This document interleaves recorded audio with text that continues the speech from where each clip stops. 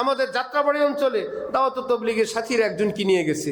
এখন এসে বলে, হুজুর রাতে শুধু কান্দে আর আমাদেরকে বলে, আল্লাহ কি আমারে মাফ করবে? আমি কত মানুষ খুন করছি, আমারই কি আল্লাহ মাফ করবে? আল্লাহ কি বলে, তার চোখের পানি দেখলে আমাদের কান্না আসে। সেই লোকের ছেলে মাদ্রাসায় দিছে, এখন সেই ছেলে হাফেজে কোরআন হয়ে গেছে। আল্লাহর ব্যাপার।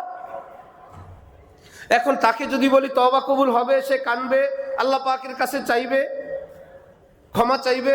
যার জন্য দুটোটা ব্যালেন্সে আনার জন্য দুই রকমের ফতোয়া।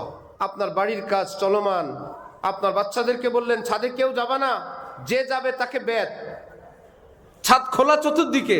এর মধ্যে আপনার 4 বছরের ছেলেটা চলে গেছে উপরে, খুঁজতে খুঁজতে গিয়ে দেখলেন, জানলেন সে ছাদে, এইবার কি বেত নিয়ে যাবেন?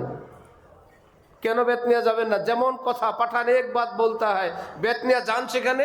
এখন বুদ্ধিমান বাবা বলছিল তো গেলে বেত, কিন্তু চলেই গেছে।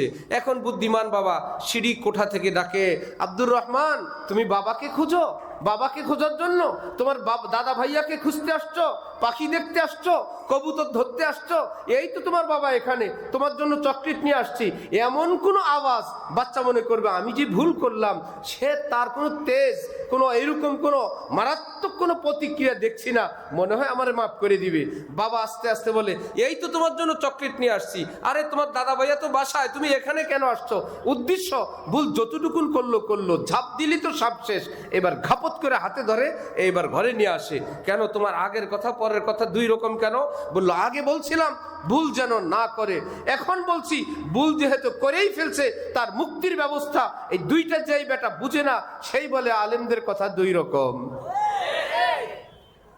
যা আপনি বলছেন 10 বেত ছাদে উঠে 10 বেত লাগান, আরে বেত দিতে গেলে তো চাপ দিবে, মরবে।